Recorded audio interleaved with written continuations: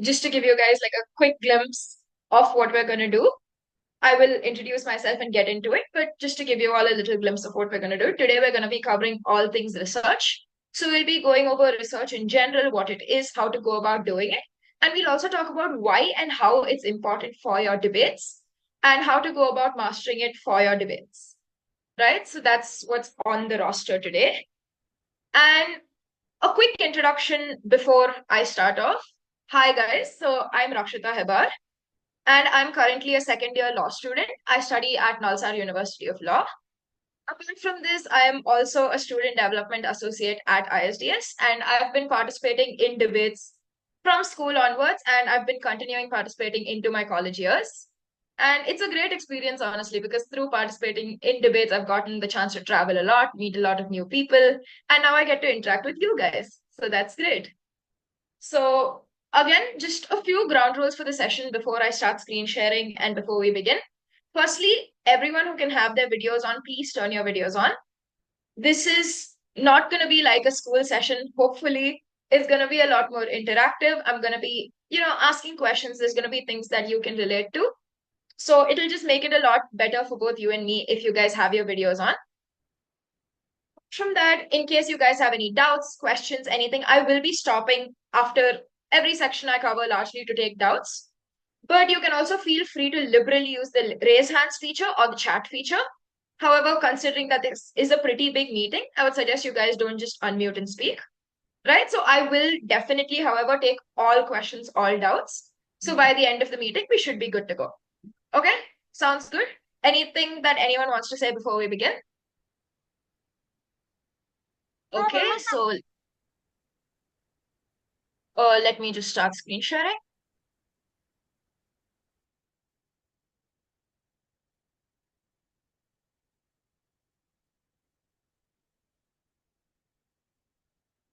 One second.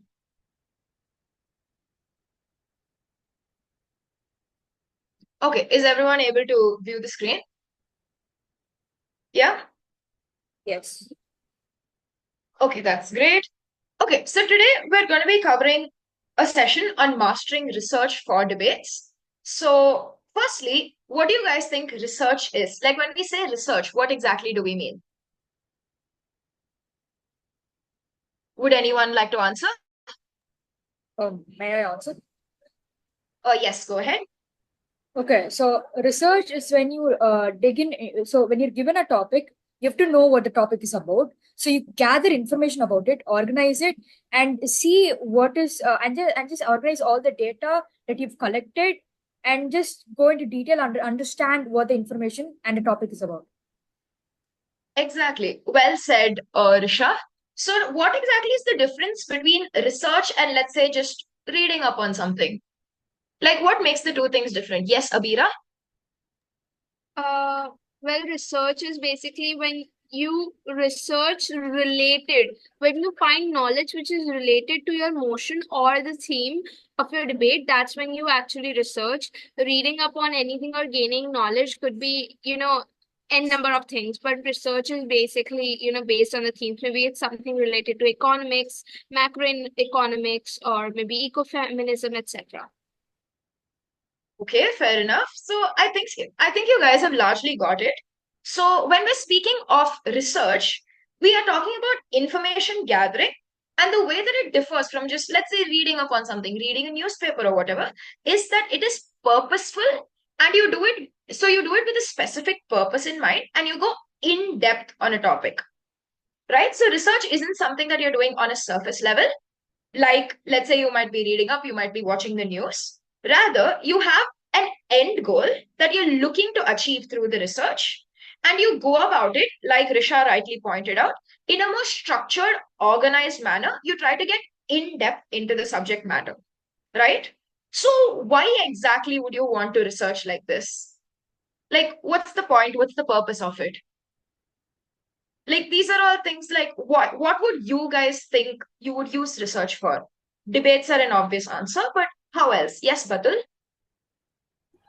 Yeah. So sometimes it can also be for in academics, where when we have essays to write and we don't have an idea of what we are going to write. Let's suppose, so my English essay talks about how we can communicate better. Maybe I'm not sure of what the answer can be. I'm not, like, my mind is blank, so I would rather research, check on some points, read it, and dig in deeper and find more sources to support the topic. Okay, can you guys think of any other purpose of research? Uh, okay, so let's get an answer from someone new. Riddhi, what would you use research for? I think research can be used for multiple things. That may include, as well said by a colleague, that homeworks, and it may be used while discussing topics in the class. Like uh, if we are studying about civics, research plays a very important role in civics. You need to research about topics which are going on, current affairs. Research also helps us to gain knowledge during our GK paper, I guess. Okay, fair enough.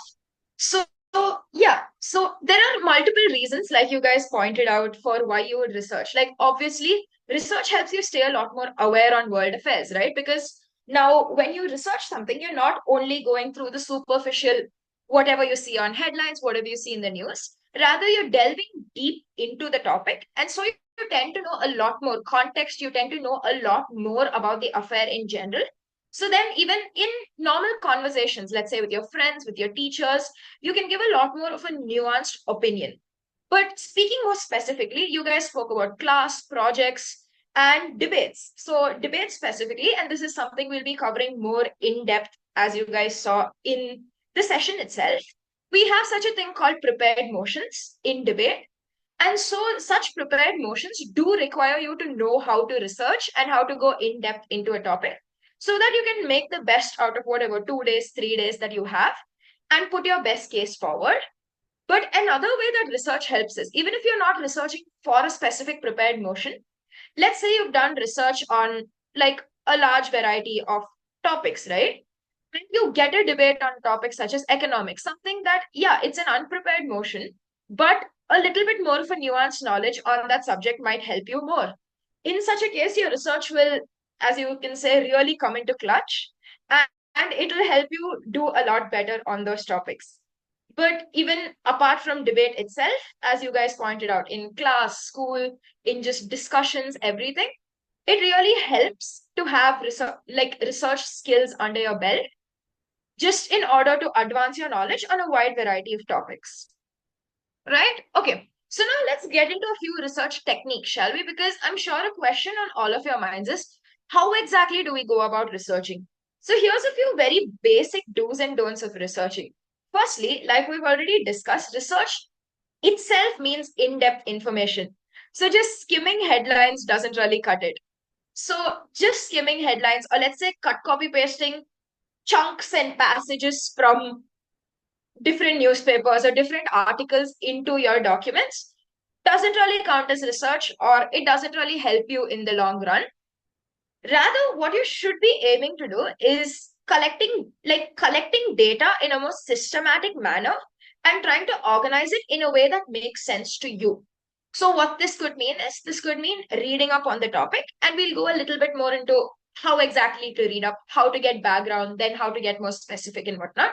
But reading up on the topic, getting the background of the topic, getting the gist of the information that you're trying to collect, and then phrasing it in your own way, writing out or typing out what you understand and organizing it under different heads, right? And then trying to reach some sort of end goal with it. So your goal with research is not to leave it at a superficial ending where, let's say, you learn 2, 3 facets of a matter and then leave it at that, right? Rather, what you'll aim to do is you'll aim to get to the bottom of an issue. So, for example, if you're speaking about, let's say, Trump's election and the controversy surrounding that, right? You'll try and get not only at, oh, there was an impeachment process that happened, or you won't stop at that level, but you'll try to get into the nitty gritties of why it happened. What is the background on the entire matter? Like, what are some other parties that might be involved? And so, to do so, few things to keep in mind is firstly, when you're researching a topic, chances are that it won't be limited to only events that have happened recently. So aim to expand your horizons and collect data from across time. So see if the issue existed 5 years back, 10 years back. How has it morphed? How has the nature of it changed? All of these are questions that you should be noting down. And even while collecting examples, you should actively be aiming to collect examples that aren't limited to a specific time period, right? Apart from that, oh, give me a second. Yeah. And apart from that, you need to be cognizant of certain biases that you might have, as well as the research material might have. And so these biases could include things like political bias. Some sources that you might be using might be biased towards one side of the political spectrum or another. And so it's important to be cognizant, or even let's say you might be likely to support one side over the other, because we all do have opinions in the end, don't we? But the goal of research is not to fuel a certain opinion, but rather to gain an overall knowledge so that you can then form your opinions based on that knowledge, right? So that's also something to keep in mind. And it's because of this that we move on to the next point of trying to collect information from a variety of sources and not really limiting yourself to, you know, just one newspaper and being like, okay, now I'm done researching because I've read all the articles that this newspaper has on the topic, right? But at the same time, the last thing to keep in mind is research is also a very vast field, right? Like you can keep going because you can keep going on tangents, you can keep going down different rabbit holes.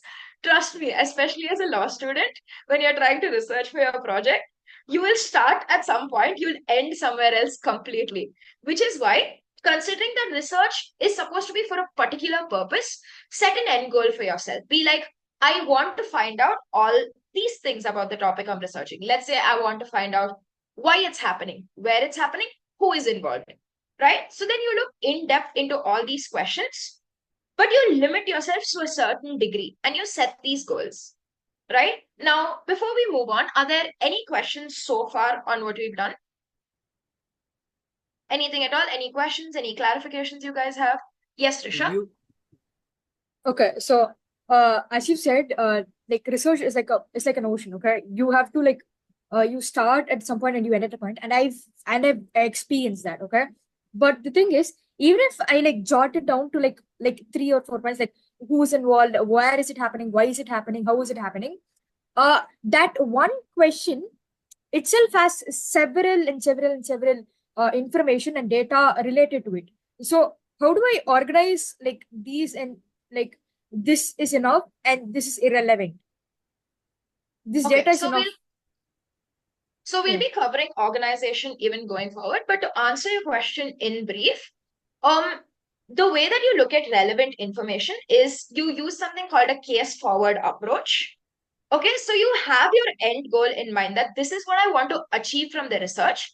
So the logic or the argument that you want to make is already set in your head based on certain background that you already have on the topic. And you collect information that will then help you back up that specific argument rather than just collecting information to have it in general. Does that make sense? Yes. Yes. Yes. Okay. If there are no other questions, then going on to the next portion, which is what are now a few sources that you could be using? Because again, when it comes to research, like you said, it's an ocean, right? And there are some sources that are not as great, obviously, not as reliable. So, what sources should you be using? So, whenever you're thinking of what sources to use for research, obviously there's no exhaustive list saying use only this and nothing else. But whenever you're analyzing your sources, there are a few things to keep in mind. So, of course, your common sources for looking into different topics would be videos. It could be like informers, it could be articles, it could even be debate videos, because your debate videos on a certain topic would obviously have information on that topic, right? And it would tell you how to frame your arguments and so on. So, those are also a very valuable resource to go about your research. But when you're doing that, there are certain things that you need to keep in mind while assessing a source and trying to ensure that it's a good source for you to use. And yes, is there a question? Yeah. So, should I ask? Yeah, go ahead. So basically, are we only allowed to take like data from primary sources? Like, because can we get asked where we have taken the data from? And if we get asked, can we be downmarked if we have the wrong statistics or maybe the wrong data? So Because the we took it important thing from some about news website. right, so you can indeed use secondary sources, news websites. There's nothing saying that it needs to be only primary sources. However, all you need to really ensure is that your sources are all you really need to ensure is that your sources are sources that can be verified or that are source like you're not taking it from some random, let's say, Quora question or BuzzFeed article, right? Which is why because then chances that your research and it's not likely that you'll be asked, oh, which website did you take this from? Because that's not really the important point in a debate. Because in a debate, your facts aren't going to be recited. Rather, they're going to be used to back up certain arguments. But obviously, if your facts end up being wrong, your arguments end up being weaker and easier to rebut. And so, in that way, it will definitely pull you down. So, it's always better to use verified sources, right? So, certain things that you need to keep in mind while, just assessing sources are political bias, subject area, and depth. So, political bias basically means whether the public, okay, are all of you familiar? Do you guys know what left wing or right wing means? Like, what exactly does that mean? Have you guys heard of the term? Yes. Okay, what do you guys think left wing and right wing mean? Can I answer? Yes, go ahead, Anjani. So basically, left wing and right wing refer to the x-axis directions on the political compass, and Okay. they're usually categorized as right wing being more conservative, left wing being more libertarian. But at the same time, it's not completely, it's not a in stone definition. Okay, fair enough. I think largely you can say yes. So then left wing and right wing, just to clarify quickly, are basically they define your politics. So a person who is more left wing is likely to be more liberal, let's say follow more progressive policies or whatnot. Whereas right wing governments or right wing people are likely to be more conservative. They're more likely to want to follow traditions, want to follow the method of how things have been done over the years. Excuse me, and so on. So it's important to see if the publication that you're looking at reports from a more neutral perspective or if they tilt towards either side. Apart from that, of course, different subject areas will have different publications. For example, if you're looking at something on finance, something on economics, The Economist is a great source to go to. Whereas, in comparison, if you're looking at something that's more related to social justice movements, something like gender rights, something like feminism, sources like The Guardian are good to go to. So every source you go to, they'll have some sort of specialty. And it's always good to try and find out what this specialty is through going through either, just the about page or reading about the publication as a whole before choosing that source as your primary source of research. And apart from that, the last thing that you need to look at certainly is the depth. Because think of like your news articles on the Hindu, Indian Express. You have explainers and you have just news articles. So news articles assume that you already have context on a certain matter, and it gives you like a brief on the latest development, as compared to explainers, which give you more in-depth knowledge. So when you're doing research, chances are you'll require this more in-depth knowledge over and above, let's say, something that just gives you what has happened most recently or gives you an example of something that happened currently or a very specific example, right? So these are all just things to keep in mind while trying to assess your research sources. Any questions? Ria, do you have a question? No. Okay. Are there any questions now regarding sources? Yes, go ahead. Yeah, you said that we need to like differentiate news articles based whether they are right wing or left wing, but how do we differentiate that? Because I always get confused. If I know what the meaning stands for, I know the definition, but then again, to just classify that is really hard. So can you tell us some neutral websites of news cycle? Yeah, so we'll be going into this in depth, Abira. When I'm answering that, I'll flag it to you. Like I'll flag that I'm answering your question, okay? Because in just like 5-10 minutes, we'll be reaching that portion. Okay. So yes, Parthiv, do you have any question with regard to sources? Yeah. Could you please clarify subject area once again? Yeah, sure. So subject area basically refers to certain sources can have specialities on different subject matters, right? Like for example, if you're looking at something that has to deal with markets, that has to deal with finance, The Economist could be a very good source, like because it's their specialty.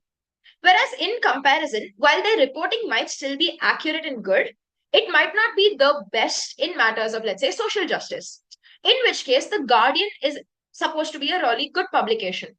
So every publication tends to have its specialities. The Wall Street Journal, again, is known for its economic analysis and so on. So it's always good to try and have a look at what the speciality of a particular source you're looking at is, or what that source is known for reporting, or what their niche is, before going to that source for a particular topic or subject matter. Does that make sense? Yep. Thank you. Okay, that's great. So now coming on to the next portion, which is using videos and articles firstly, because of course, guys, like I feel like we have to admit here, all of us are an internet generation. Attention spans are really low. How many people, just out of curiosity, read newspapers here? Like just use the raise hands feature. Okay, not bad. I'm seeing quite a number. Okay, the number is going up. I'll have to admit that honestly, I try to read newspapers. I'm not great at it. I'm very sporadic at it. I try to read it sometimes. Usually I lose focus. But if you are reading newspapers, well and good. But there are other sources also that you can use. So coming on to videos and articles, firstly, one thing you can do is using debate videos as research, right? Where you can look into certain videos on, let's say, a topic or a related topic to the ones you have, and you can go into how exactly the teams have been using examples in that topic. What examples have they been using? Whether they bring up certain specific events that have happened. All of these really help. So you can look up a debate video, jot down the examples that the teams are using, and then read up more in depth or look more in depth into the examples that are being used. And so what this does is it helps give more direction to your research, especially let's say you're confused about where to start, or you're confused about which direction to go to in your research. It kind of seems very all over the place. This is a good way to ground your research by going into specific examples that past teams have used and reading up on them, right?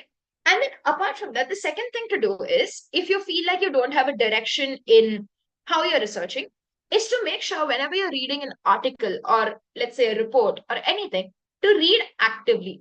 What this means is not just skimming through it as if you're skimming through a storybook, but taking note of any core arguments made in the article. Let's say the author is making a specific point. The author is trying to convince you of something. Make note of it. Let's say there's a main point to the argument. Make note of it. Let's say there's certain points that the author is making that isn't directly related to the main point, but it contributes to it in some way. Take note of how exactly it contributes, right? Because again, blunt facts are not really going to be of much use unless you know the context behind them. Because anybody can look up statistics and cite statistics, right? Right now, I use Google, I use ChatGPT, I'll get 10 statistics that I can just read out to you. But that's not the point of research. And that's not what's going to get you high scores or going to get you a good case. Rather, what's going to get you a good case is a deeper understanding of the subject matter, which you can only do when you read an article actively and take note of where, okay, this is the fact. This is an opinion that the author has. Is this opinion then substantiated? What are certain strengths in the author's opinion? What are certain weaknesses? All of these are things that you should be assessing actively while reading an article, which is why whenever you're reading an article, either have a pencil in your hand if you're reading it IRL, keep jotting down, keep annotating. Or if you're reading it online, you have features like highlighters, you have features like, online pencils.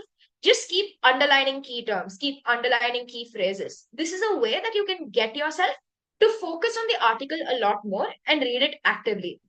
Yeah. But beyond that, now flagging the question that was asked previously, political bias. What is it? How exactly do you judge it? Right? So, political bias, like I already explained, is that some reporters or some news channels tend to lean in a specific direction politically. A go to example that you can take is Fox News, for example, in the United States, is known to lean towards the right. It's known to lean more Republican. So, any sort of reporting from Fox News tends to come from a Republican lens or from a Republican perspective, right? So, if you guys have a look at the screen, this is just a chart that shows different publications and their political bias. So, if you look at the publications towards kind of the middle, so essentially what the chart shows that's on the screen is it shows your publications and their as well as their quality of reporting. So, whether let's say they do primary facts, whether they take from primary sources, they do their own journalism, or let's say they take from second-hand sources. A news report is published. They take from that news report, they expand on it more, and they publish it. Is it original? Is it unoriginal? Because, for example, like I said previously, someone answering on Quora isn't going to be original or accurate as compared to reading an article from The Economist or from the Wall Street Journal, right? So now coming back specifically to answer the question that was asked, a few good publications that generally tend to be more neutral, maybe slightly left leaning, but overall neutral, and they're known for accurate reporting are The Economist, BBC and Reuters, as the chat has been talking about. Apart from that, the Wall Street Journal, the New York Times, and then the Financial Times for economic matters, right? If you want to go more country specific, for India, like if you have a debate that's revolving around India, or you have certain matter that's related specifically to India, a good source to refer to would be the Indian Express or the Hindu, or for more long form articles or more argumentative articles, let's say argument articles that are trying to make a certain point rather than just report on facts and news, you can look at the Wire. That's a great source for Indian based articles. Apart from that, if you want to look at the Middle East, Al Jazeera, as I'm sure all of you have already at least heard of or come across, is a great source. And as for UK, BBC, Reuters, Guardian, and like specifically speaking about Europe, Le Monde covers things like Germany, France. All of these are covered largely by these sources. And looking at South America or Africa, again, the photojournalism of Reuters is a good source. It's a verified source to kind of use for coverage on those countries, right? So now, are there any questions with regard to political bias or with regard to what sources you can be using? Yes, Risha. Okay, so on what basis exactly is a source? Can a source be considered verified? Like So this a is source authentic. can be, yes. So you can consider the source verified if either they have authentic means of conducting their research. Like, for example, you have journalists that are going to the place and are reporting and whatnot. And beyond that, if over time they've established that they're giving accurate reports on a matter where it's not too biased. So, for example, BBC, the reason that it's considered authentic is because over the years it's framed a reputation for accurate reporting, right? Similarly for Guardian, Reuters. So, a lot of times, independent journalism is kind of a good way to look at it, where if an organization is carrying out independent, active journalism and they have a good repute, chances are they're likely to be more authentic as compared to a source that it's getting its information from other news agencies. Because then it's 2, 3 places removed from the actual source and from what's actually going on, right? And a way that you cross verify this is you also look at different sources. So if a source is saying something, another source is saying something else, you go through different sources in order to kind of verify and in order to make sure if the information is corroborating. Because sometimes opinions can seep in and whatnot. So what you are trying to do through your research endeavors is to get a balanced view on the entire issue. Does that make sense? Yes. Yes. Okay, great. Are there any other questions? If not, we'll proceed. Okay, great then. So now coming on to subject area, coming on to like a few sources, if you guys have a look at the screen that you can use. So IR or international relations is a really good source for kind of in-depth information on international relations is Council for Foreign Relations and the articles that they put out, or Project Syndicate and the different papers that they put out. Apart from that, you have the Stanford Encyclopedia of Philosophy in case you want to understand philosophical thought, the different views that different philosophers had, and so on. For social issues, like I said, you have The Guardian, you have Quillette. So all of these have pretty in-depth, good, balanced coverage on social movements, social issues, things like feminism, gender justice, racism, and so on. Economics, of course, you have Investopedia for the basic understanding. So, for example, if you have an economic term, you want to know what it means, chances are Investopedia has the basic definition as well as applications for it. And as apart from that, you have a page on Substack called Astral Code 10. This is generally also known on different economic issues. And as for tech reporting, technology news, AI, all of this, which is gaining a lot of relevance currently, you have futurism, you have quanta, and so on. Yes, Abira?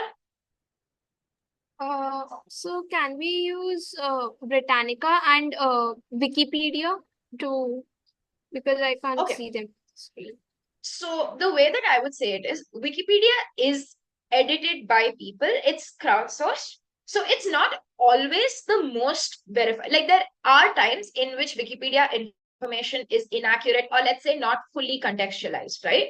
However, that being said, for certain background, like let's say you just got a debate topic or you just got a topic that you want to research on, you don't know what anything means, then a quick Google search or a quick like going on Wikipedia, going on Britannica can be a great way to get your basics sorted, like the background on the issue. What is the issue? Who is involved? Why is it happening?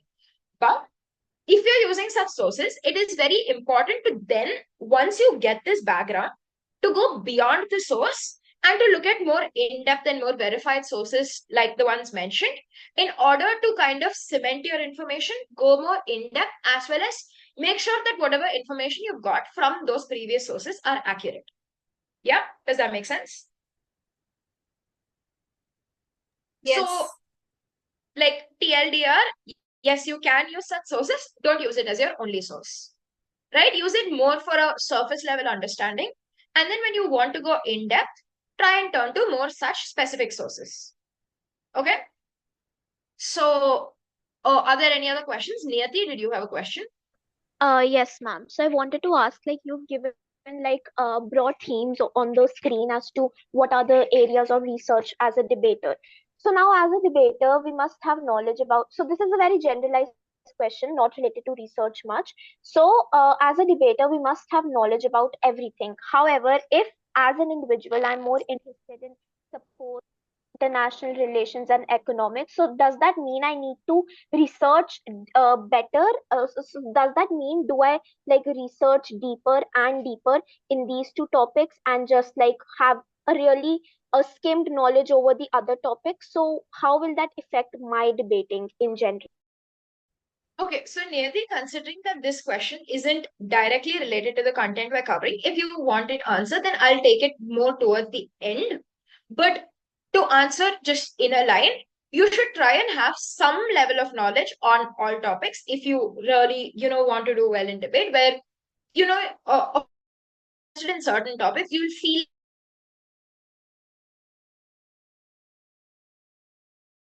However, it's a good idea to just stay informed and stay aware on a multitude of topics, even if you choose to dive deep into one or two specific ones. Okay? Got it. Thank you. Yeah. So now coming on to depth, which is, like I said, you have pieces that are more short that tell you about, let's say, immediate developments. And then you have long form pieces that And these long form pieces tend to be what you're looking for when you're going into debates.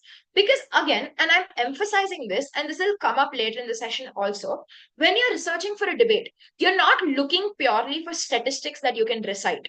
You are not looking purely for, let's say, um, 37% of people do this, 57% of people do this, 1 out of 100 people have this. That's not what you're looking for. Rather, you're looking for a nuanced understanding of the topic, and you're looking for something that can back up arguments that you already have, right? So if you have a case, you're looking for not only statistics and examples, but also logic itself based off of facts to back your claims and to back your argumentation.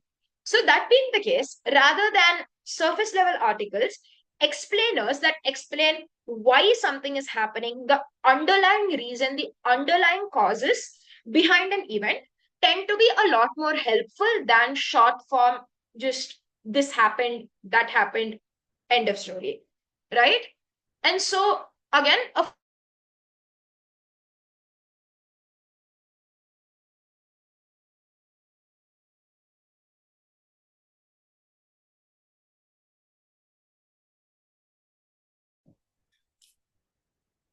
from this, I can think of the Economist podcast and so on, that are a great way, if you don't have much time or whatever, to kind of passively still get in your research, because it's just a great thing to listen to while you're doing something else, right? In case you just want to stay aware on a topic, but not necessarily go too in depth. Podcasts are a great way to just keep in touch with different things happening around the world.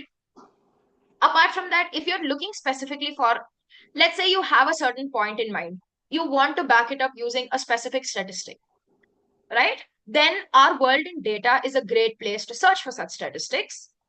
And other than that, just a few other podcasts, Planet Money, Making Sense with Sam Harris, No Stupid Questions. All of these are podcasts that discuss in detail and they kind of get to the bottom of issues and they give you reasons for why it's happening, which is why it ends up being a great lesson.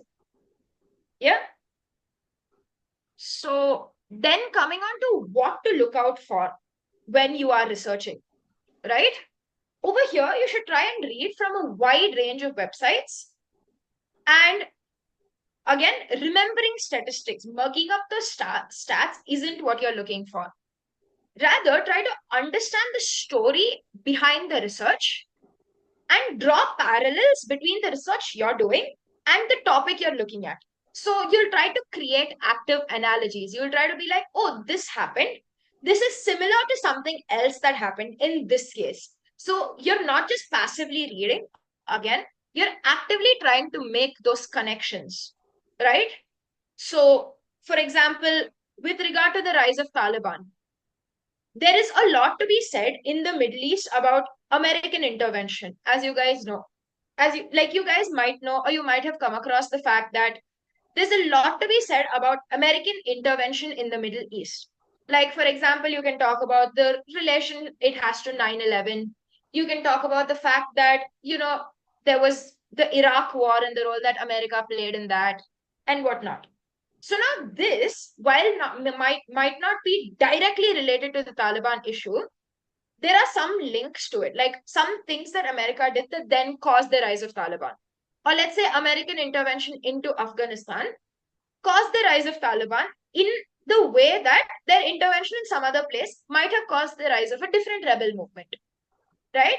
So while you're researching, you're actively trying to forge these connections and draw these analogies and draw parallels between different issues in order to gain a well-rounded understanding of the topic. So by the end of your research, what you're looking out for is a strong understanding on why something's happening, on what exactly is happening, and on the context behind it. So what are the problems caused by this? What is the current scenario, or what's the current state of being of this matter? All of these are questions that should be answered through your research. So as you can see, this isn't just, oh, this many percentage of people are affected or whatnot. Rather, it's a larger picture under which, sure, these statistics do play a role. Does that make sense? Okay, any questions so far on, what exactly you're looking out for while researching and so on?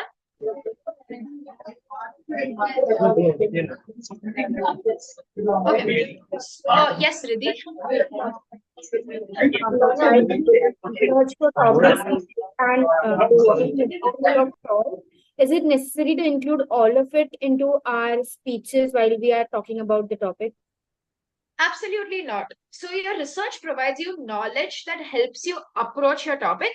That doesn't mean that every single thing you look into needs to be included in your speech, right? Rather, you learn as you're debating how to prioritize certain things over others and how to include them, what to exclude, what to include, what's most useful to your case is what you'll include.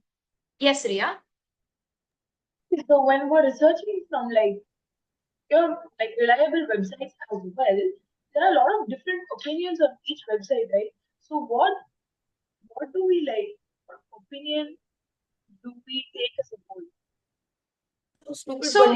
So this is why you try to look at different sources and get different opinions. So rather than just looking at one opinion and taking it as fact or whatever, what you try to do is you get a well-rounded understanding by looking at different opinions, different perspectives, what different people have to say on the same matter. So it tends to balance out and you get an overview of, okay, this is what the overall issue is. And these are the different opinions that exist on the issue. Okay. Yes, Abira. Oh, sorry. So, basically, do I always need to add an example? And what do you mean by an example? Is it an analogous example, or should it be a real life example, or should it be something in the past or in the future? Okay, so when it comes to examples, honestly, like based on your debate, you can make use effectively of all of the things that you mentioned, either by drawing analogies to certain things. So while making an argument, you might say that this is quite similar to this thing that had happened in the world. And so considering that the result of this ended up being XYZ, we can expect, or it's likely that if you implement this, you'll have similar results. Or you can cite a specific example, like this happened in this place and it helps. But whenever you're using examples, the main thing that you should keep in mind is, does it further your case? Because you don't get any bonus points or brownie points per se for just name dropping. Rather, whenever you're looking at examples, the primary question you should be asking is, how does this further my case? Does it actively benefit my argument? Does it make my argument clearer? Does it make my argument stronger? Does it help explain something in my argument? If it does, then it's a good example, right? Okay. Okay. And on that vein, good segue there. But coming on to certain questions that you can ask while you're doing your research is, firstly, what are you researching for? Are you researching just for the motion at large, in which case you're looking more for background information? Or are you researching for your model? So if you're researching for your model, you'll try and look into different policies that have been implemented. You'll try and see in what examples has a policy similar to something that you might be suggesting been implemented and what has the result been. For example, if you're talking about simple debate, banning alcohol, has alcohol been banned before somewhere? What has been the result of this? How have they gone about banning this? So looking at such questions while researching will help you formulate a policy for how you'll go about banning alcohol.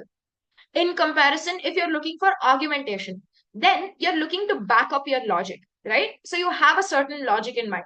Like, let's say banning alcohol reduces crime. You look for specific examples of this, right? So you'll be like, okay, in this place it was done. It reduced crime in such and such way. Like the fact that people stopped hanging around late at night near pubs when alcohol was banned led to a reduce in crime as seen in this case. Right? So do you see how now I'm not just quoting a statistic, but I'm actively using it to back up a logical point that I already had in my mind. So that's a good way to do it if you're looking at arguments.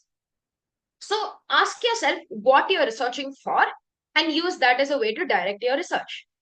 Apart from that, you can look into what kind of example do you need. Like, are you looking at is there a question, Anushri? Yeah, okay.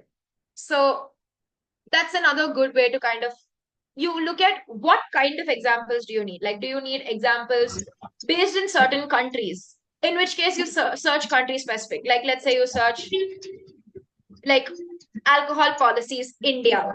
So, like that, it helps you narrow down your search queries if you know what context you're searching for. And what is the context in terms of, are you looking at it from the perspective of a developing country? Are you looking at it from the perspective of an already developed and established nation? Or let's say if you're speaking particular stakeholders, are you looking at it from a more female, feminist perspective? What would their experience be? Are you looking at it from the perspective of politician? Are you looking at it from the perspective of a poor person? So all of this again helps you kind of streamline your search and direct your search to specific examples of specific queries, right? Apart from that, what you need to do anytime you're looking at an example is you need to play devil's advocate. You need to try and break down that example. So if you are taking up an example, think of all the holes that the other team can poke at your example. Can they find any loopholes in it? Will they poke at this issue? Will they poke at the fact that it happened in a developed nation, so it won't apply to developing countries? Will they poke at the fact that it happened in a very specific set of circumstances, so it can't be applied to, just a general scenario at large? So you will play the devil's advocate here. You'll try to put yourself in the shoes of opposition, and you'll try to actively wreck your own case in order to make it stronger. Okay? So that's just something to keep in mind. And then apart from that, you'll also look at credibility. So verifiability, credibility is something I'm not going to go too much on right now because it's something we've already spoken about. But another thing you'll ask, apart from just accuracy, is also how obvious is it? Is it some example that I need to stretch and I need to really explain to the judge? Or is it something where if I give a basic explanation of the example, they're likely to get it? Right? So this is also tends to be a very important question to think about while you're researching. Okay? So now, any questions that you guys have had on anything covered thus far? Now's your time. Yes, Abira? Yeah, one thing, just if we have two examples, so example one is better example as compared to your argument, but it requires you to spend a lot of time to explain and to build on it. And the second example will not help your case as much, but again, it requires less time on it because it is a clear connection. So which one should you use? The one in which you require more time, or the one which is just, less time? So this would depend on the context on the content of your speech itself, where if you feel like in terms of time management, you're good to go, you are able to cover all your arguments adequately, then yeah, sure, you can explain your example. But I would say it's also not a wrong thing or a bad thing to make use of the second scenario that you said, where it's more evident and where it's more clear. Because again, remember, examples back up your explanation, they do not substitute your explanation. So your example alone cannot be your explanation. So you need to keep that in mind, where if your example itself requires that much explanation, and then you need to give the explanation of your argument as well, chances are it's not that good or ideal as you think it is, as compared to a more clear-cut example which backs your point and then you can go forward. Does that make sense? Yes. Okay, that's great. Any other questions? Yes, Riddhi. As you mentioned earlier, that it's okay to give examples while stating a model. Is it okay to give an already existing model as our own model while fighting for our own argument? Yeah, you can. So you can say that as has been applied in this country, we say that we will implement A, B, C. Or we have a 3-point model, and this is something that has been tried in this case, where we'll incorporate this aspect, this aspect, this aspect. That's completely something you can do. Okay? Okay, so if there are no further doubts, coming on to prepared motions, which I'm sure a lot of you guys are already on edge for that if you're going to be participating in selections, where you want to know how to prepare for prepared motions, right? So this next section will focus specifically on how you guys can go about preparing for your prepared motions. So firstly, what are prepared motions? For those who aren't aware, it's motions that are given to you in advance. And the reason that they're given to you in advance is because they are above the average level of knowledge that you might have. So they actively take up more knowledge than what you are expected to have. which is why you're given the additional preparation time in order to look into the different matters, in order to conduct your research and come up with a case. So, because of this, it's important to start prep a lot earlier than you would for your impromptu motions, because impromptu motions are given on topics that are either purely logic based or you're likely to have some sort of context on. Like, for example, if I say social media, chances are all of you have an idea at least of what to speak about, what to do, right? Whereas now, how many people would know if I say something like, if I give you a topic based on sanctions imposed on China by the US as part of the US China trade war? Chances are a lot less people would have context on that, right? Which is why your preparation time then becomes important. And in this prep time, you'll be doing primarily two things. Firstly, you'll obviously be researching and conducting your case. But secondly, if you want to improve your chances to the max, you'll be running mock debates, because this is the best way to see what loopholes are in your case, what case the opposition will run, what ways in which you can better your case. So basically, a mock debate is a way to test your case and make it as watertight as possible before your final competition. And this is something you can obviously only do with prepared motions, because that's the only one that gives you enough time to organize and have a mock debate. Okay. So now coming on to, like, if you guys have a look at the screen, this is an example of a prepared motion, right? So this house believes that the United States should pursue aggressive containment of China. For example, economic sanctions, diplomatic threats, remilitarization of the South China Sea and Japan, countering China's influence in various regions. So this is something, if this scares you guys, don't worry, it scares me as well. Okay? But that's the point of research, to make it a lot less scary.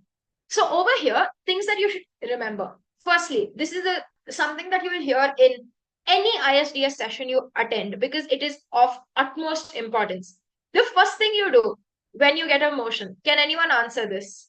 What is the very first thing you do as soon as you get a motion? Keywords. Yes. Before keywords also. Hold What is it you do? You preempt what the opposition is going to say. No, Read all it of that comes thrice. way later. Yes, on. exactly. You first That stakeholder. I've got the answer. You read the motion thrice and you underline the keywords. Okay? So you take your time with reading through the motion, with making sure you're not missing any parts of the motion, and you kind of highlight the key words or the key phrases of the motion.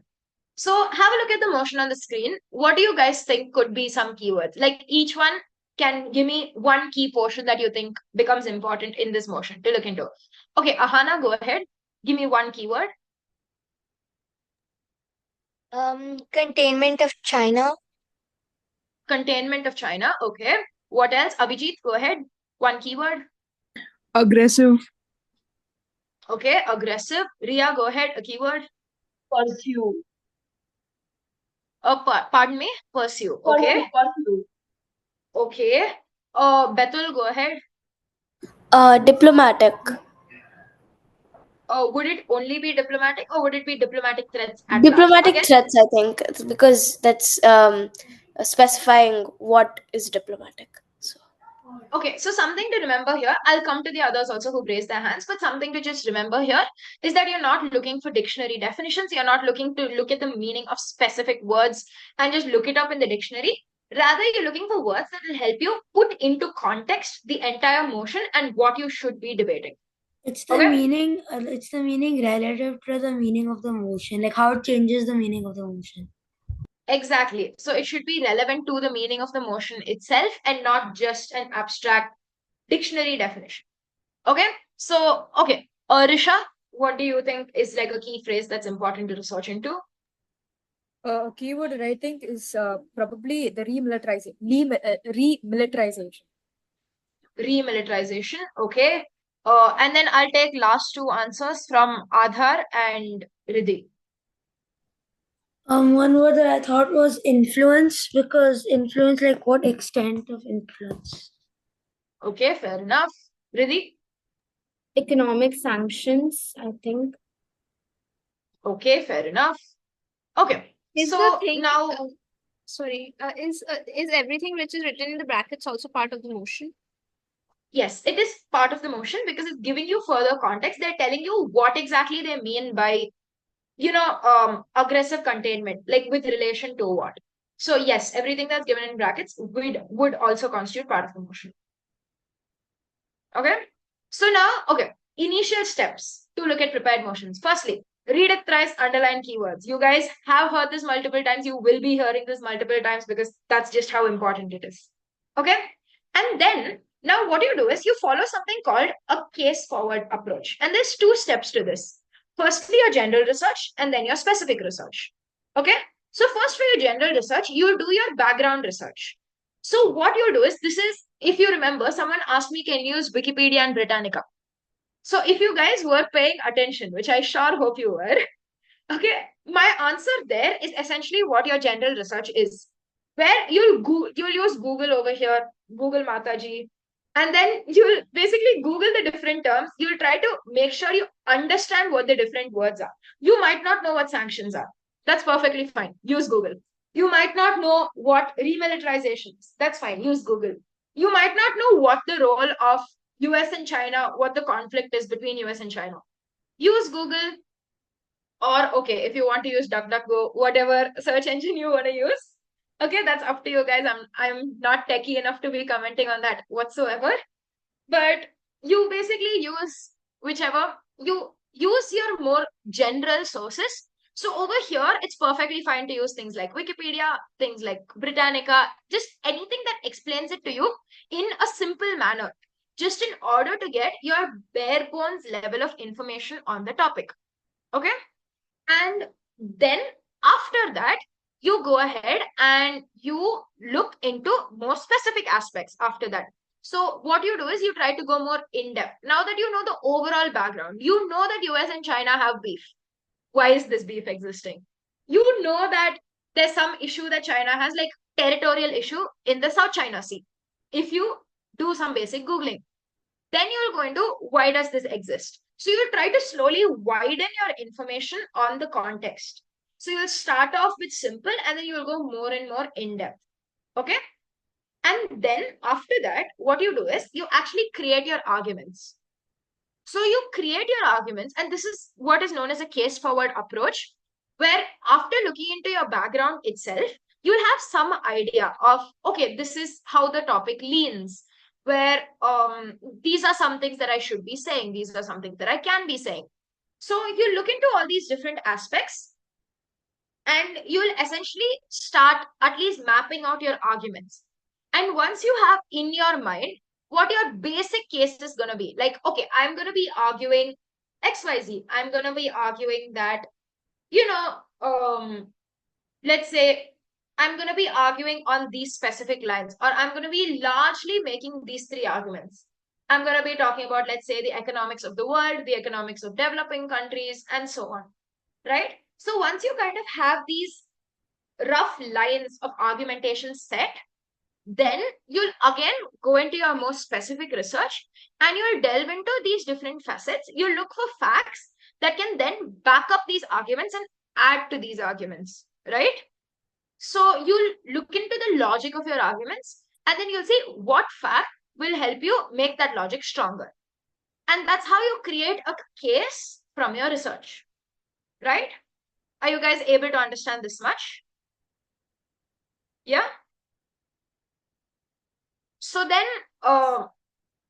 okay, so then just calling upon someone from the participant list at random, is Sri Radha here?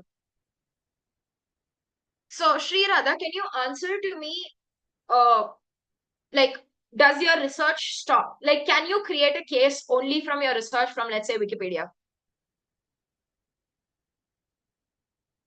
No? Okay, I'm seeing a lot of nodding heads. Okay. Batul, tell me why the emphatic nodding and what should you be doing instead?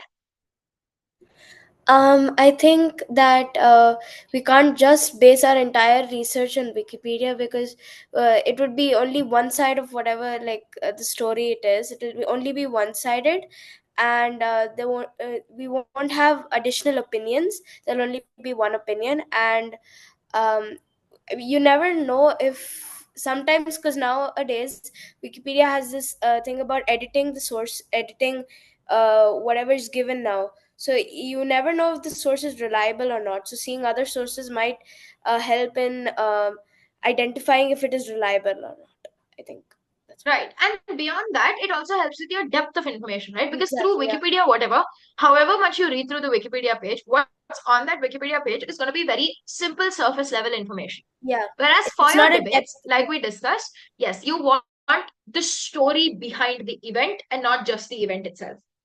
Okay. So now having a look at the motion itself, you'll see now I've highlighted certain key terms that I will want to look into in more depth. So firstly, the United States. This is something nobody brought up, but what role does the United States have to play with relation to China? Why is the United States being brought up and not India? Why is the United States being brought up and not, let's say, Sri Lanka? Right? This is something you will definitely have to look into. Yes, Ria? Because it's only like the United States that putting sanction on Russia. Yeah, but why is it that you're calling for the United States to put the sanctions? Why not any other country? So this will be a question that will be answered through your research. Apart from that, what is pursuing aggressive containment?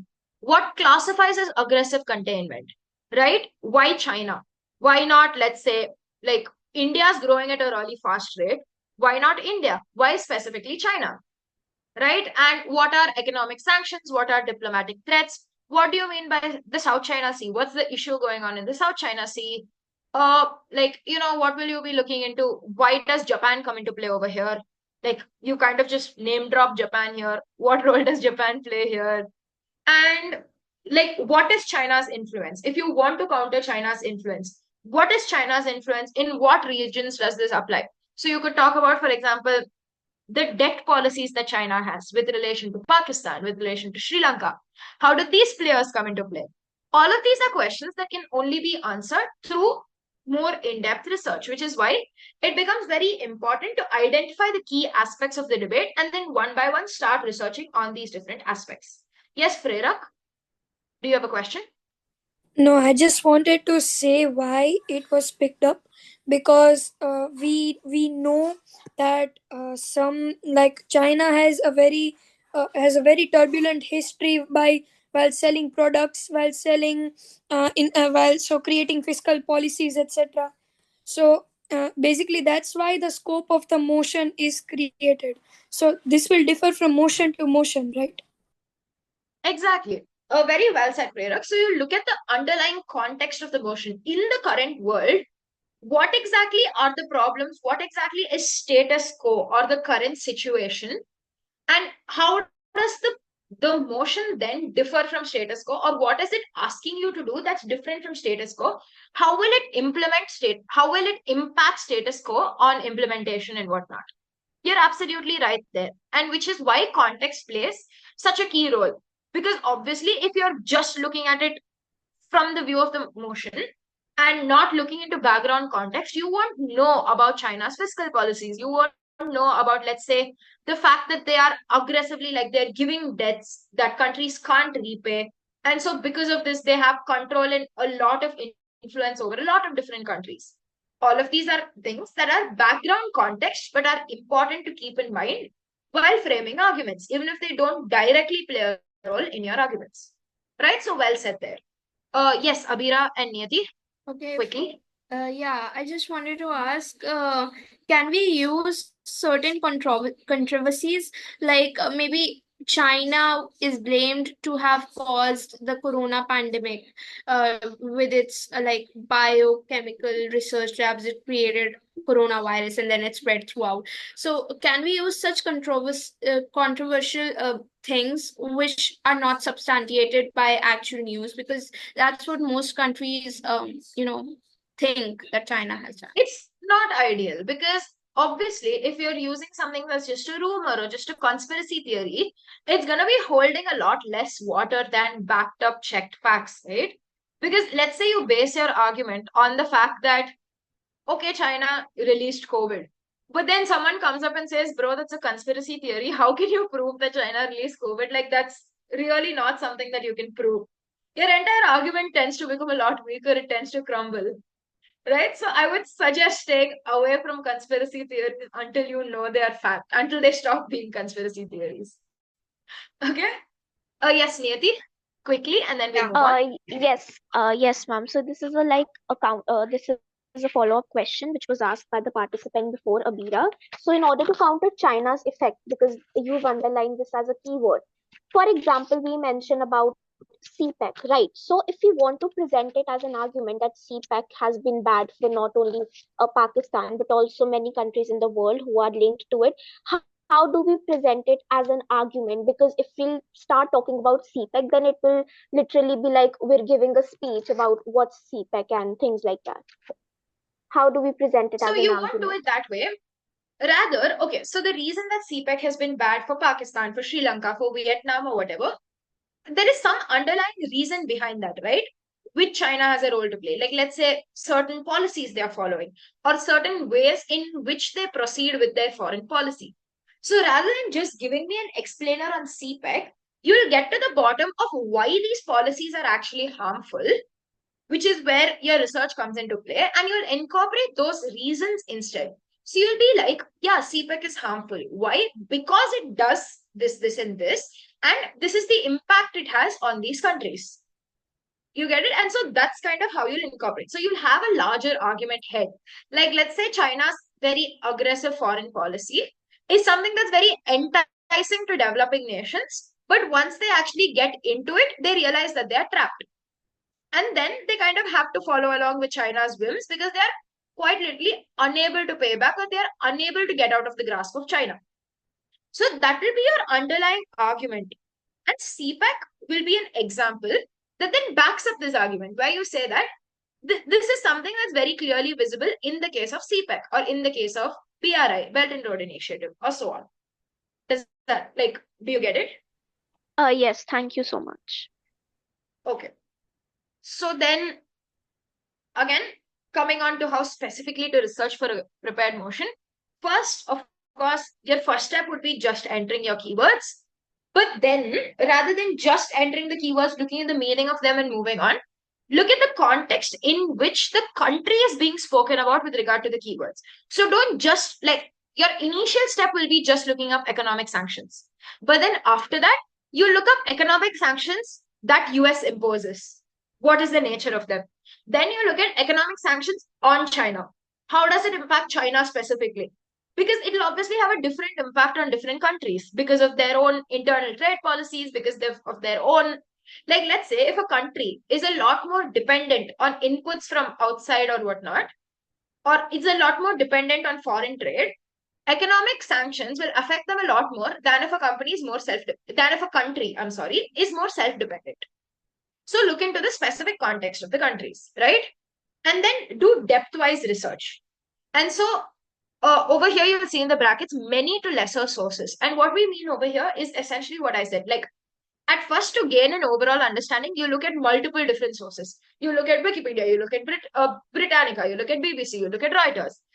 And then as you keep gaining more and more information, you'll keep narrowing down your sources to only the ones that are most directly relevant to your motion.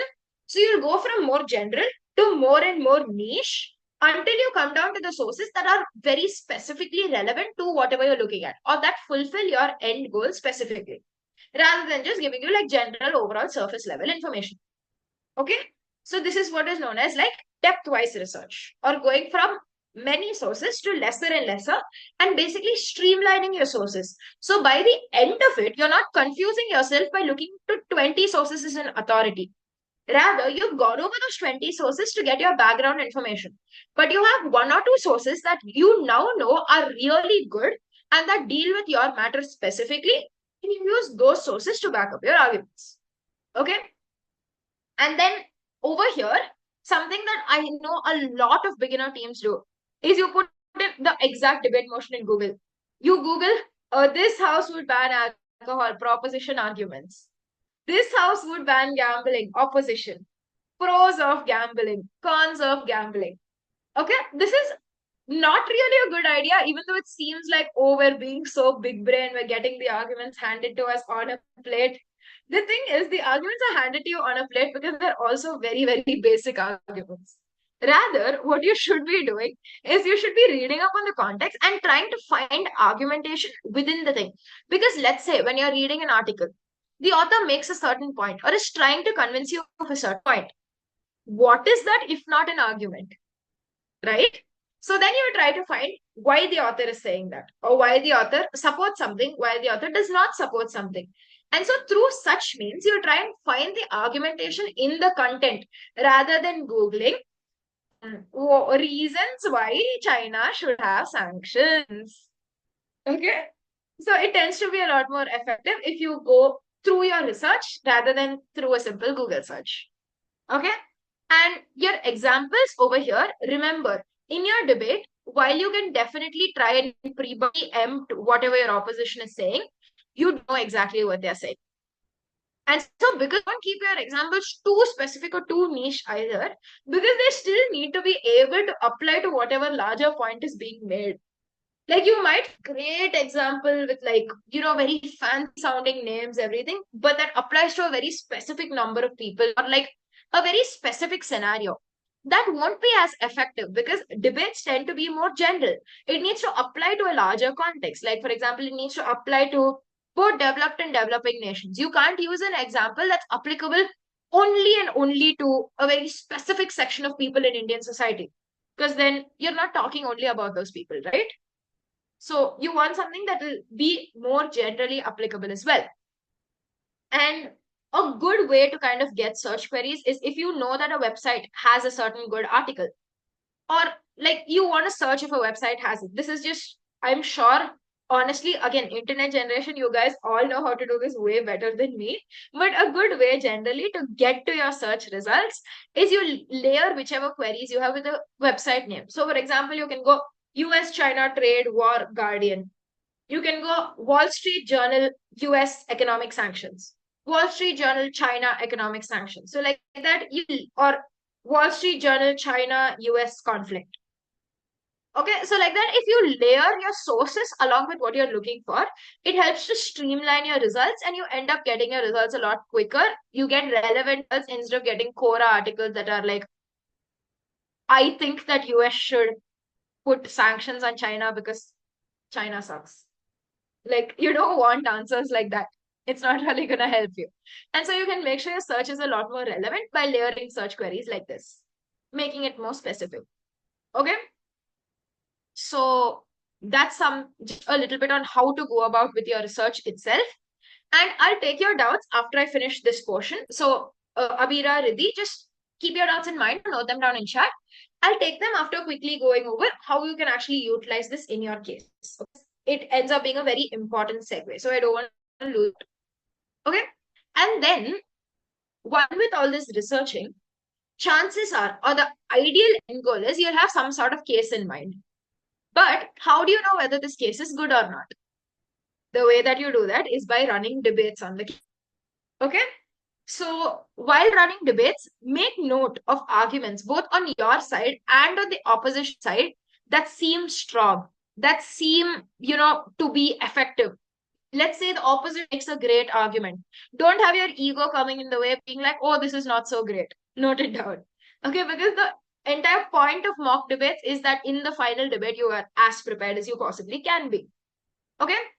So now just some things to keep in mind. Firstly, as a team, is to stay detached from the case itself, where don't commit yourself, like especially while researching, don't commit yourself to one side or the other. Don't be like, oh, I am a feminist. There is no way I can support this other side or whatever. Because the whole point of a debate is you get new perspectives, you get new views in, you are able to look at things from both sides. So while researching, keep your more general and then form your case for a particular side so that you're not confusing yourself and you don't have to research twice because you researched for prop, you neglected op. Then you need to research for op all over again, either to rebut their arguments, rebut whatever. So stay detached from the case, do your research, and then you can form your case specific analysis, arguments, whatnot. Okay. Apart from that, keep motivation up as a team. Sometimes practice debates, I know teams go for practice debates. The entire point of practice debates is that you can afford to be bad and good in your final debates. So if a practice debate doesn't go the way that you expected, that's fine. What's important though is that you learn from it. You learn why it didn't go the way that you expected. Rather than feeling demotivated, that's not the point of it. Ask yourself why it didn't go the way you expected. Why wasn't it an ideal debate? And amend your case accordingly. And so that's what we mean by conduct an honest autopsy. Analyze the case. Be like, with your team, sit and be like, where did we mess up? Where did we do well? Where could we have done better? Where was this okay? But if we had a stronger team, then it might not have been okay. Okay, so all of these are things that you should be assessing at the end of every practice debate that you do. And individually, please, especially in like prepared debates, you have the time to time yourself, time your speech. And so somebody had asked, should we include all the content that we researched? Trust me, in a timed speech, there is no way you can include all the content you researched, which is exactly why you time yourself and you ensure that. And when you do time yourself, you'll be forced to prioritize. So as you keep doing debates, you keep timing yourself, you keep cutting down on content, you'll get an idea of what content it's okay to cut down on, what content you can adequately cut down on, versus what content you actually in your debate that is important to your debate, that is important to your arguments, that at no cost should you miss out on. In which case, you prioritize it. Okay? And then talk to your other speakers. Ask them for feedback on how you did. Don't have ego and be like, I am the best speaker. I can't ask my teammate for feedback. You're a team for a reason. Talk to your fellow speakers. See how your material can flow more smoothly. If you feel like you have a great argument, a very well researched point, but structurally it would be better with a different speaker, give it to them. You're going to be winning or losing as a team, not as individual speakers. Okay, so you want to make sure your entire case flows smoothly and not just your individual speech. Okay, and then reflect not only as a team but also individually on how you can better use your examples, how you can better, maybe you can use more descriptive language, you can add more explanation, everything to just overall ensure that you have the best possible case when you're doing your final debate. Okay, and now coming to questions. Any questions? Feel free to ask now. Shreya, I saw you had a question. Can I ask a question? Oh, yes, go ahead. Go ahead, Two Meera. questions. I had two questions. First one, you said to like take certain arguments and logic from different websites to base our formal arguments, but won't we be blamed of plagiarism if we do that? Are blamed of plagiarism necessary because the logic is own, and honestly, you can take arguments if you feel like they're good arguments, because there's no plagiarism in a debate, because it's not necessarily like you're copying them word for word. Rather, you're taking their content because it makes sense and because it furthers your debate. And so, as such, there's no like code of conduct. It's not like you're writing original research. In which case, yes, you need to worry about plagiarism. But it's a debate where you're trying to argue a certain case and convince them. So if you find a better way to convince the judge of your side, of course you can make use of it. And second question, who are we supposed to debate with in practice debates? Like, are we supposed to just give our cases without somebody in the opposition? Because if we can't really find somebody to debate with in first I mean, if you can find a team to debate with, ideally ask your friends, give them the motion, make it a fun thing, be like, please debate with me, please. Okay, but in case you're not able to do that, then another good idea could be give another person of your team itself. Let's say assign one person opposition, one person proposition, and in that way you guys cover both sides, and you can also make use of that opposition then for rebuttals. Okay. Yeah. What are Ria, go ahead. I have two doubts. First one is, don't you put only like 3 minutes? Pardon me, I can't hear you. Can you hear me now? Yes. Okay. So how much prep time do you get in a normal ISDS debate? Because usually they only give like 15 to 20 minutes max to max, right? So No, how do you so do if this debating those? No, so over here we're talking specifically about prepared motions in which you get your debate topic 2-3 days in advance, maybe in advance or whatever. This does not apply to impromptu motions, in which time you get an hour for prep. Like this entire discussion revolves around prepared debates. Okay, yes, Sri Radha. I had another doubt as well. Big doubt. Oh, go ahead. Okay, what do you mean by staying detached from the case? By staying detached from the case, it means you don't let your personal opinions of the case come into play, because in the end, you're going to be given the side that you're arguing. So that's one thing. And secondly, while researching itself, you don't necessarily need to research with like, oh, I am proposition or oh, I am opposition in mind. First, get your background, get your context in place, and then form your case for either proposition or opposition in order to reduce bias the most. Okay. Then, okay. Ideally stick to time constraints, because so this is answering Krishav's question on chat. Stick to time constraints, because inevitably when you're answering POIs, when you're speaking, there are chances that you might go a little bit over time. Okay. Okay. So I'll take all the questions before moving on to the previous section. But in the meanwhile, I'm going to be putting a link in the chat, and I want all of you to go onto the link and start getting in feedback for this. Okay. Because largely, like we have one more portion on what are matter files and how to build them. So once we go over that, we'll be done with the session, and I'll be taking like a Q&A and a doubt session. But in the meanwhile, while I'm answering the doubts, go on to the link in chat, fill out feedback for this. Okay. So this would be under master classes. Okay. Yeah. Now coming on to the doubt, Sri Radha, what was your doubt? Yeah, I just have a question. Do you have any like tips to like flip an exam per se? Okay, so questions that are not directly related to the content that we've just covered, there will be a specific Q&A session at the end of the course. So note down your doubts and I'll take it then. Okay. Yes, Mishka. I have a limited time constraint in a debate.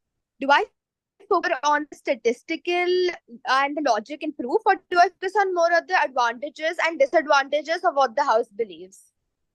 You try, basically you'll do whatever furthers your case. So because of that, essentially what you'll do is you'll focus on the overall argument you're making, how to best further it. So there will be a mix of both the things that you mentioned, where yeah, you'll give the benefits and negatives of yours, like you'll give the benefits of your side and the negatives of their side, and then you'll use statistics to back this up. Okay. However, if a time constraint comes where you're not able to do both, certainly prioritize your logic and your explanation over name dropping or fact dropping. Okay. Yes, Vihan. Vihan, your question.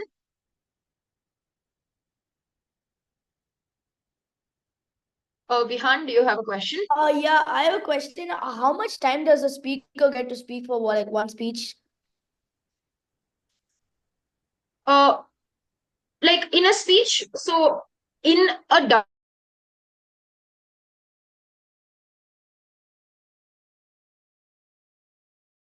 No, we can't hear you.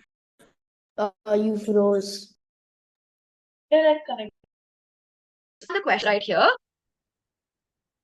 And in the place of company name, you guys can, put in like your school name or whatever. That's fine. Okay, so make sure you fill in the feedback form. Make sure you submit it. And I'll put a pause on questions for now. And I'll take the questions at the end of the session once we're done with this next portion. Okay. So does anyone know what a matter file is? Is it a phrase that you guys heard before? Also, I see a lot of videos have gone off. So if you guys could get the videos back, turn on your videos, everyone come back to the session, that would be great. Okay, what's a matter file?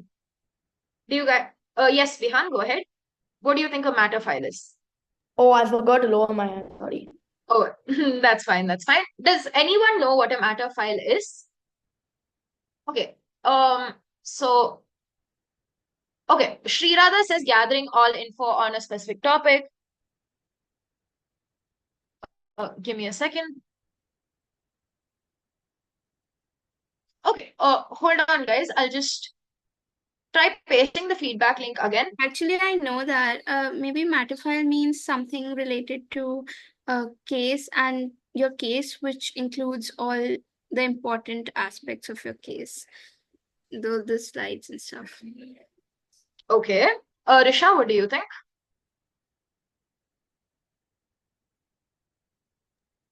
Okay, I think a matter file is, I think it's all of your research and analyzation and everything you've collected into one single document so that you know what your practice, and then you can easily go through it and see how far you've come and, check where you're at.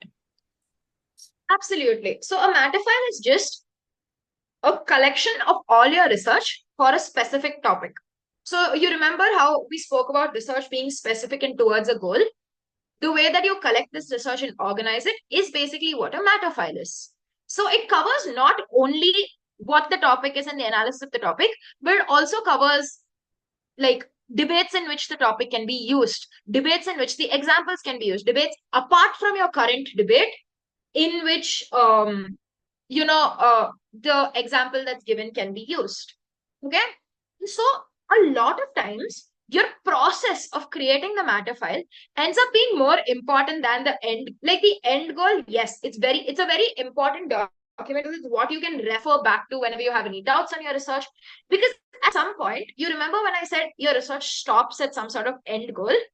After that, if you want to reference your research, you won't be going back to those websites. Rather, your matter file is what you will visit to find all the information that you've collected. But the process of creating a matter file is you used to how to research, how to organize your research in a way that best suits you and your team, and how to actually collect the most relevant information. Which is why a lot of times the process of the research itself ends up being a lot more important than whatever's in the matter file, which is also very important, don't get me wrong, but takes like a backseat in terms of the process itself. So make sure, even if your end matter file is messy or whatever, that's fine. It doesn't need to be this perfect prim and proper document, but going through the right process of doing your in-depth research, categorizing your research and whatnot. So how exactly do you go about then building a matter file? Here are a few tips to keep in mind. Firstly, have an index page, because if you're doing your research right, which I sure hope you guys are going this section, right? You're gonna have a lot of different aspects that you're gonna be collecting information. Like let's say US-China trade war, something that came up in the motion we were discussing.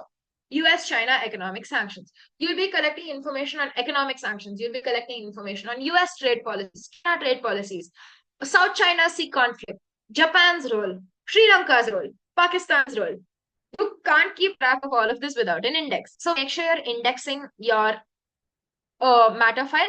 This could be as simple as just putting down all the information, like all the different headings in a page.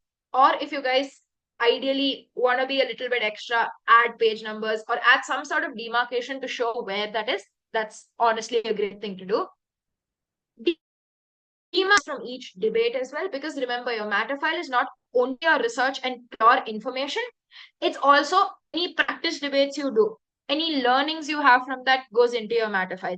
Any new arguments that came up from a practice debate goes into your matter file. So demarcate all these things where, let's say you learned that you should use an example in a specific way, or you should frame an example differently. Note that down and demarcate that as like a tip that you should keep in mind while doing your, and have separate spaces for research work, for your argument building, and for debates that you might do and cataloging those debates. Okay, apart from that, if you're doing it in a notebook or like pen and paper, have one notebook specifically for like your files and whatnot. Helps you stay organized. If you're doing it on loose sheets of paper, trust me, we've all been there, you will lose those loose sheets of paper. Okay, you do not want to be doing that, but you will lose those sheets of paper. Keep a specific notebook in place. Okay, and use large notebooks so that you can compare how, let's say, how you've done research, you can compare how you improve. Because obviously, hopefully, your research, right? The research that you do tomorrow and a research you're doing a month from now also will be better due to the experience that you have. And so you can compare and contrast, see what you've done right, see what you've done wrong. So if you have a nice, big, thick notebook, it's all in one place and it helps comparison. Or it digitally, like a lot of people prefer to do now. Make it organized. Either have, yes, you can certainly do it for Munding. Like this applies to other aspects of public speaking as well. Okay, make sure it's kept organized. Either create like a Google Drive for it, create a Drive folder, Again, I'm sure you guys are in the know of all these technical aspects way better, but make sure it's kept organized and include images in order to kind of make it easy for you to visualize. This could be anything that makes the topic for you to visualize. Things like, let's say a map makes it easy for you to visualize the context. Include that. Let's say there's a certain diagram or a flow chart that helps you make sense of the concept. Include that. So include all of this and make sure it's all in one place and kept as organized as possible. Okay? So over here, this is just like an example of how you guys could organize your matter file. You have your index where you have your research area 1, 2, 3, 4, whatever, the different things. And then lastly, debates in which it could apply to. So you have your research area 1, you write down all your research that you've done for that area. And then you write down a few motions you can use it for. For example, if you've done in-depth research on, let's say, Sri Lanka's economic crisis, you can certainly use that in a motion about China. You can certainly use that in a motion about economic policies of developing countries, right? So there's a wide range of motions that you can use a particular piece of research for. So try and brainstorm motions that you can make use of this research for and use it and note it down. Like that, your research isn't a one-time thing. Rather, it's something that you can keep going back to. You can keep improving, but it's also something you can keep referring back to. Does that make sense? Yeah. Okay. And like this is just an area, like a way that you can organize your matter file. As for storing your debates that you've done, if you've done a debate, then you have your prepared case. You have any feedback you got from the adjudicators or whatnot. You have your date, the motion you're doing, any POIs that were asked. Note down your feedback, note down any comments you might have. Or if you're just running, like Abira pointed out, you don't have anyone to debate against. You're just running a case against yourself. So you note down what the ideal case could be, like your best possible case, note it down, and then try and break it apart and note down any comments you might have on how to make it better. Thoughts you might have on the content, on how to make it better, to reach the certain ideal. Possible questions that you might get from the other side. Possible rebuttals that you might get from the other side. Right? So keep all of these in mind and you make use of all of these while categorizing your debates. So the goal should be that every debate you do, you have it noted down. And this helps you draw analogies also. So supposing you see a debate that's similar to something else you've debated in content, you can be like, oh, I did this debate on this day. You go to your file, you look into that debate, you can take points that debate, or you can use arguments from that debate to follow, or you can use examples from that debate. So this is how you kind of build out your matter file. Over time, you'll have a good chunk, like a collection of information that will help you with almost all your debates going forward, which is the goal of staying consistent and making matter files after every debate or for every topic you're researching. Okay. And so with that, we come largely to the end of this session on research, on matter files, on how to go about your research and everything. Yes, so now I'm opening it up for any and all questions you guys might have. First, keep it specific to questions that you might have on matter files. Are there any questions that you guys have on matter files specifically? Yeah. Now's your time to ask it. Go ahead, Abira. Okay, so first of all, like matter files, are we supposed to maintain it throughout our debate career or just before a tournament is there and then after we get the theme, so we research on various sub themes and create a matter file, and then after the debate starts, keep it apart or maybe throw it away or maybe keep it somewhere? Are we supposed to do it in you this would manner, create or are we matter supposed files to make one throughout your debate career? Try and keep, it doesn't have to obviously be in one notebook. I'm guessing you'll run out of space pretty fast. But no, you will try to create matter files throughout your debating career, because there's like debates, there will always be content and research that you can cross-reference, you can draw examples from, you can draw analogies from. And so the more that you consistently maintain a matter file, the less you'll find yourself being caught off guard by it. Okay? One more thing, is it better to make a matter file online or offline? It's up to whatever's comfortable for the individual, honestly. Like I prefer online matter files just because I'm extremely unorganized, so I will lose the notebook. But some people feel like they understand content better when they write it out, or they like to have it in their handwriting, in which case maintain it offline. Like, it's up to the individual and how they feel they can best organize it. Okay. Yes, Batul, did you have a doubt? Abira already told it out, the offline or online. Yeah. Okay. Riddhi, your question. My doubt was not regarding the thing that you discussed just now. It's more of a general doubt about research. So Then I'm giving it a small pause now. Sriradha has asked a question on chat, which said, do you need to leave space after each topic as you need to keep adding content? Like, yeah, you can leave some space after each topic if you feel like, the situation might develop, you might add more content. Or if you haven't done that, just create a new subdivision, be like continuation. Again, the specific organization of that is up to whatever's most comfortable to you. So as you keep creating those matter files, you'll obviously know what works for you and what doesn't, and you can continue in the manner that works for you. Okay. Are there any other questions on matter files in particular? If so, now's your time. Okay. Now opening up the meeting to questions you guys might have about anything we've covered in this masterclass.